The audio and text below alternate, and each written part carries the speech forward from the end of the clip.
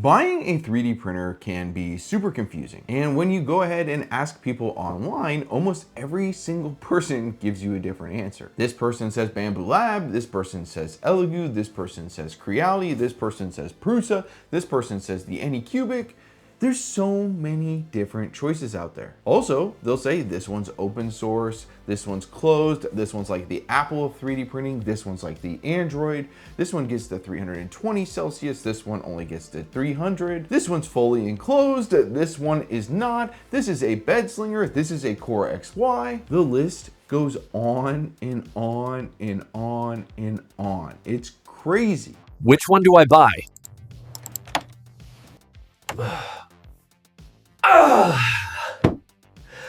So what we're gonna do here today is we're gonna talk about a few things that I've learned over the last few months of making videos. A lot of you guys have brought things to my attention. I've done my own research. So I wanna kind of give a lot of the positives and negatives of these 3D printer companies. Now, I have been on record saying I recommend the P1S. Also, at certain points, I've recommended the Elegoo Centauri Carbon and the Bambu Lab A1. I'm gonna do my best to stay as objective as possible, not enter really too much of my opinions. I'll say like, hey, this is my opinion when I'm going to do that. But when I'm delivering the information, I want to make it as objective as possible, because there's so many different things that some of them don't even matter, that people are saying, oh, this printer has this. And it doesn't even matter when it comes to actually using the 3D printer on a day-to-day basis. One of those things I will say is, if you're someone who's never 3D printed, now this may be sort of controversial, but if you're someone who's never 3D printed, you're not gonna notice the difference between Bambu Lab Slicer and Orca Slicer. Because if there's a feature in Orca Slicer that you never used, okay, how would you even know you're missing it when it comes to Bambu Studio? Orca Slicer is the best! Down with Bambu Lab! So with that being said, we're gonna go ahead and talk about a lot of the major brands. And so yeah, let's go ahead and get right into it. Now look, the two most popular 3D print companies are going to be Prusa and it's going to be Bambu Lab. If you're saying it's any other company, I would encourage you to convince me otherwise, but these are the most popular 3D print companies. So first off, we're gonna talk a little bit about Prusa. I think when you're talking about Prusa, this is the company that of course you want to buy from, right? But what happens is you end up paying a Prusa tax. So if you're someone buying your very first 3D printer, it may not really make sense. And it's really hard to justify, for example, getting the Core 1, because you're going to be paying quite a bit of money for the Core 1. For example, right now I'm looking at it, it's $1,200 for the Core 1, and it's $949 for the kit. The difference being, with the kit, you actually have to assemble it yourself. The thing about the Core 1 is that it does have a slightly smaller build plate volume, so it does sit at 250 by 220 by 270. The thing is though, I don't think anyone's arguing that Prusa has some of the most well-built printers on the market. They are made in the EU. Now, it does offer a lot of the standard features, right? It does give you everything that you really need out of a 3D printer to future-proof yourself. Prusa also does a really good job of offering upgrade kits whenever they come out with another 3D printer, which no other company on the market is doing that.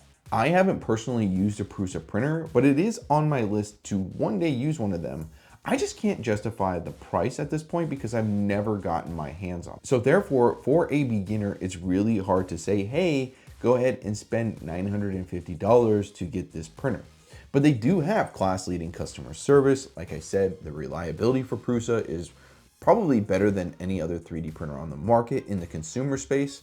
You get those things that you're paying. And Prusa has made an effort to stay open source. While they're not going to be perfect, they do make a concerted effort to do so. And where they can, they do stay open source. However, to keep up with the current market conditions and what everyone else is doing on the market, they do have to protect a few things. For a seasoned 3D printer, I would say, hey, yeah, maybe you can kind of save up and get one. You probably won't have to buy another 3D printer for a really long time because, like I said, they offer the upgrade kits.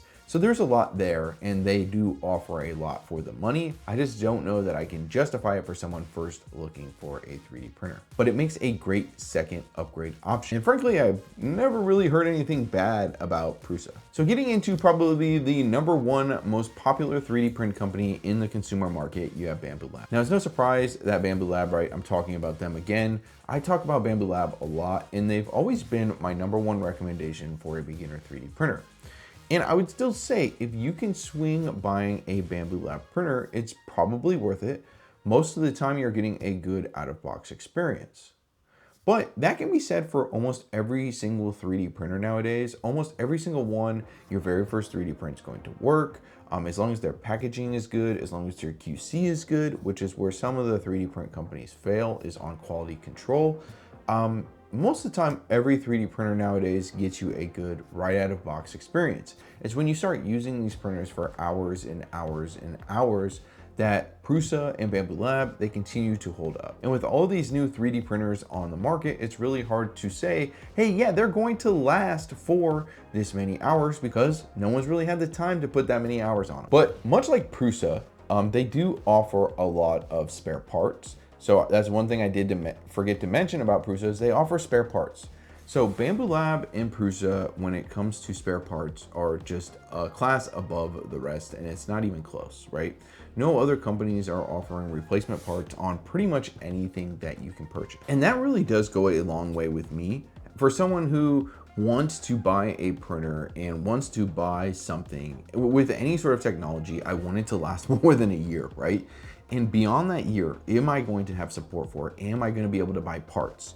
They have pretty much anything on both of these websites that you could choose from. So you're getting that. You're paying the tax for those kind of things, the ecosystems of these 3D printers, the support after life. And by life, I mean, you know, typical yearly product cycles and stuff like that. So if you're looking at Bambu Lab printers, they're really the two that I would recommend for any beginners, unless you want to go all out crazy and get the H2D for like $2,000.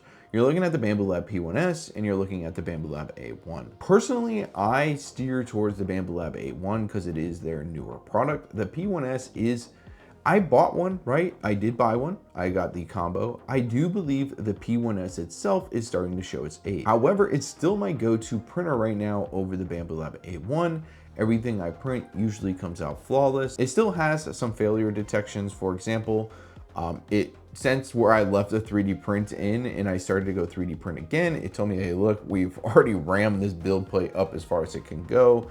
So it still works after I did that, by the way. But for example, it does lack on some certain features. So for example, the Bambu Lab A1 has a tangle feature that is not existent in the P1S if you just have the P1S. It also has flow calibration automatically, which I frankly don't use that very much, but it does have it on the Bambu Lab A1. Again, if you just use the Bambu Lab A1, it feels like a newer printer versus the P1S. Maybe that's because of the screen, maybe not, but I will say I believe the P1S is starting to show its age, but it's still a fantastic printer, and I still think it's worth the price, more so now that it's down to $550 and $500. I think that's where the sweet spot is probably for that printer, but you can get more value for your money if you're willing to go with another brand typically, but you don't get, again, you don't get the access to that aftermarket support when it comes to having parts, widely adapted interfaces. For example, if you go into Reddit, it's the biggest Reddit when it comes to consumer 3D printing. So you're gonna have people who have ran into your issue when it comes to Bambu Lab printers. Same thing with Prusa. You're gonna have people that are there that can help you and help you get through it. On other 3D print manufacturers, you're not gonna really have that same sort of support. You do have great support, but it's not gonna be as good. You're probably gonna have to rely on the company more so to provide you support rather than the community. So really what I'm trying to say is with Prusa and with Bambu Lab, their printers are overpriced. There's no ifs, no ands, no buts about it. Their printers are overpriced. But what makes up for it is the after. Again, you have replacement parts, you have communities that can help you. In Prusa's case, you have customer service. which I've heard is non-existent on Bambu Lab's side. So you have to take that into consideration when you're making your 3D printer purchase. At the end of the day, I have seen that Prusa sometimes requires some tinkering, especially if you get the kits. But Bambu Lab doesn't require much tinkering at all. Most of the time, it works straight out of the box. And if it doesn't, you probably got a dud of a printer. And reach out to the support, they'll probably get you squared away right away. Don't wait on those things. The longer you go, the more likely they're going to assume that it was your fault. And that's just my opinion on that. I've never had to reach out to support when it comes to Bambu Lab. I've been fortunate. So talking about, really, it's going to be the rest of the 3D print companies. So I'll briefly mention them, right? You have Anycubic, you have Elegoo, you have Artillery, you have FlashForge. Those are really the main companies. And I probably missed one. And out of all of those, you know, Elegoo made waves when they come out with the Elegoo Centauri Carbon. Now look, I think people need to realize is that I made a review video of the Elegoo Centauri Carbon, and people were very critical of the point that I said it's worth $300. When I said it's worth $300, people were very critical of that. They basically wanted me to say that this is a $500 printer. Well, if you're going to say it's a $500 printer, let's compare it to a $500 printer. And I actually think the Anycubic Cobra S1 in this category is the fair comparison. The P1S is, again, you don't have that aftermarket support when it comes to all these parts and stuff. So like I've been saying, Bambu Lab and Prusa are in their own class because what you're getting for your money is not defined in the printer. It's defined in other areas. Elegoo, Anycubic, you know, Artillery is now coming out with the M1 Pro. We got to look at other areas. We got to look at what they're actually delivering in their printer. So let's look at the Elegoo Centauri Carbon versus the Cobra S1. The Elegoo Centauri Carbon, as of this date, still does not offer multicolor printing. So again, I've been on record saying this. I think they rushed this 3D printer.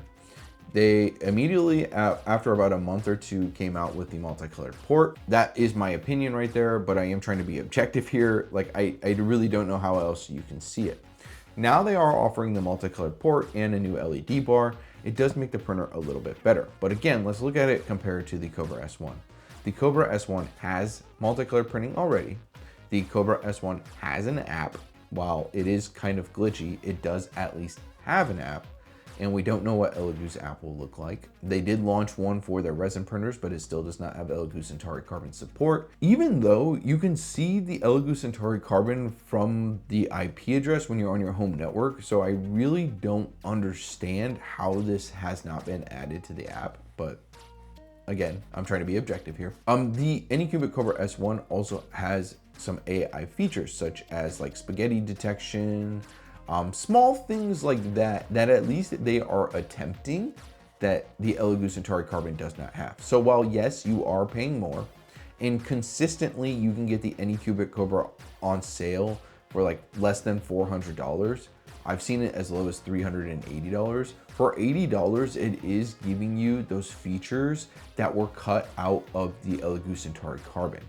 I do also believe that the hot end assembly is a better assembly on the Anycubic Cobra S1. I did have QC issues though, however, when it came to my Anycubic printer. I believe the bed was kind of tacoed, but if you get a good one, and if they have been able to fix those QC issues, I haven't seen them as much popping up, so I believe they did fix some of them, then I think you will probably be happier with the Anycubic Cobra S1. Again, you can find this regularly on sale. I believe right now even it's on sale for $550. You get an automatic $50 coupon looking at it that gives it to you for $550 with multicolored. And if you're looking at the Anycubic base S1, it's $449. I believe they also will give you some sort of coupon. Yeah, there's also another coupon for that one. So again, like, you are paying more, but you're getting more for your money in terms of features. So when it comes to the Elegoo Centauri Carbon, again, you're getting what you pay for. It's $300 bare minimum, no sort of like AI features. It doesn't have any sort of extra software upgrades. I guess please convince me that it's worth more than $300 when the current printers on the market that are more than it, offer more features that the Elegoo Centauri Carbon does. And that's where I say the printer market can be confusing, because people have attacked me for saying that the Elegoo Centauri Carbon, is worth $300, which I think it's a great printer for $300. But if we're looking at this, right, you have to look at it in layers. They are both Anycubic and, Elegoo are the cheaper Chinese manufacturers. They are going to cut corners in some points. Usually, I do think Anycubic has, though, done a better job. Now, reflecting on mine, again, I liked the experience. The touchscreen, at least, was better for me when it comes to the Anycubic Cobra S1. I did return mine because I had a QC issue with the tacoed bed, but if it didn't have that, I would probably still have that printer today, and the Centauri Carbon would probably be last in my lineup. Those are things that I'm looking at, though, with these printers. So while, yes, people will continually say that the Elegoo Centauri Carbon, for example, or maybe some of these lower end 3D printers, oh, they're so worth it compared to Bambu Lab. Look at what you're missing. And I think a lot of people are taking just the printer itself and comparing it to the printer. So you're taking printer for printer, which, while yes, it does make sense to compare printer for printer, you have to look at it beyond the printer specs, beyond what's inside the printer. Because after this printer breaks down, because inevitably every single 3D printer does break down, you get hot end clogs, you need to replace parts. What does that look like? And I'm excited to see, with the Artillery M1 Pro coming out, is there another option in this space from the $300 to the $400 range that makes sense? Because right now in the $300 to $400 range, I believe you have the Anycubic Cobra S1, you have the Bambu Lab A1, and you have the Elegoo Centauri Carbon, and now you're gonna have a fourth option with the Artillery M1 Pro. I don't consider FlashForge to be in these ranges. I've never used a FlashForge printer. Their 220 by 220 by 220 build plate is really small. For me, it doesn't fit any sort of my needs, and you get more on these printers in comparison to price. The other printer that's in this price range being the Creality products. For personal reasons, I'm not recommending Creality products. They did bot one of my videos. So while I did say I was staying objective, and I've probably steered from that a lot in this video, yeah, I'm not recommending a product that you had to bot my video in order to promote it. Now, in general, if you're looking to stay in a certain budget, I would say, look, if you're in the $300 to $400 range, you're okay with the bed slinger, you're only gonna be printing PLA, I like the Bambu Lab A1. If you want those additional features, I've changed my mind. I kind of like the Anycubic Cobra S1 because it adds those additional features if you can get it on sale. If you can get it for the $380 to $400 range, and for $500-ish I've seen it go for with the multicolored, I think it makes sense. At least so far in the $300 to $400 range. Again, if you're only printing PLA, the Bambu Lab A1, the Anycubic Cobra S1, and the Elegoo Centauri Carbon. And what do you notice? The Centauri Carbon's at $300, the Bambu Lab is at $350, and the Cobra S1 is actually the most expensive. However, the one that offers the most features and the most capability is actually the Cobra S1, and it is the most expensive of all those three. But again, you can buy it on Amazon, so that way you can avoid any sort of potential QC issues, and you get like a 30-day return policy in case anything comes up and Anycubic's not working for you. I think Anycubic through their website only offers like a 14-day guarantee money back. So I still think, though, with any of these products, you have to be wary because they could all have QC issues. And one thing to note about the lower end printers is that they have a business model that doesn't want you to keep this printer for more than a year. What do I mean by that? Well, if you look at Elegoo's history and you look at Anycubic's history with the Cobra and you look at the Neptune series, they have 4 different Neptunes and they have like 3 different Cobras. They have a Cobra 3 V2 at this point. So they have the Cobra 1, the Cobra 2, the Cobra 3, the Cobra V3 V2. You have the Neptune 1, you have the Neptune 3, or Neptune 1, 2, 3, 4. You have so many different iterations of the same 3D printer, so they consistently make upgrades. Elegoo has made upgrades to the Elegoo Centauri Carbon, which gives me a little hope that they won't do that going forward. But you've already heard rumors about the Elegoo Centauri Carbon Plus. So at this point next year, I think we'll already end up with a new version of the Elegoo Centauri Carbon, which it is what it is, guys. That's what's going to happen. I think next year we'll also end up with the Anycubic Cobra S2. But at least at this point, if you're buying one now, you do have all of the issues that they originally launched with kind of ironed out. But outside of that, guys, let's go ahead and wrap this up here. I do believe that overall, frankly, in the end, it's probably not going to matter what 3D printer you pick up. I think almost any one of these 3D printers, you're going to be able to make work. There are people who have used these 3D printers. These 3D printers are all very popular. So again, I don't really think it matters which 3D printer you pick up. I think you'll be happy with pretty much any 3D printer that I talked about today. And frankly, most of these are also going to work out of the box. When it comes to the longevity of the printers, regardless, it's going to be luck of the draw. It's going to really take you using it for probably 2,000 hours, 1,000 to 2,000 hours to break any of these 3D printers outside of hot ends, which again, I think that's luck of the draw as well. Yeah, what do you guys think? What do you guys think of which 3D printer you should buy? Again, I tried to stay objective. I did input my opinion quite a bit at certain points because, you know, there is a lot. And frankly, when you speak about a whole bunch of printers that you've actually used, so I've used everything except for a Prusa printer, right? I've used the Anycubic Cobra S1. I've used the Elegoo Centauri Carbon. I have the A1. I have, you know, the P1S. I've used those printers. I bought them for myself so that way I could try them and test them and give you guys advice on which ones to buy. But outside of that, guys, if there's any 3D print manufacturer that wants to reach out to me and let me try their printer so you can end up on these lists, for sure, let me do it. You know, what are you afraid of? You know, the channel's getting a little more popular. So outside of that, guys, I appreciate you for watching. If you have any specific questions that I didn't answer in this video, leave them in the comments down below. This really was just a discussion video. Also leave comments down below for what ideas you have for anything you would like me to discuss in an actual video. I know someone mentioned discussing US printer options, which I can definitely look into. I know there's been a video out there before on that, but I will definitely look into that. So yeah, let me know what you guys want to see in the comments down below. I appreciate you for watching, and I hope you have a wonderful rest of your day.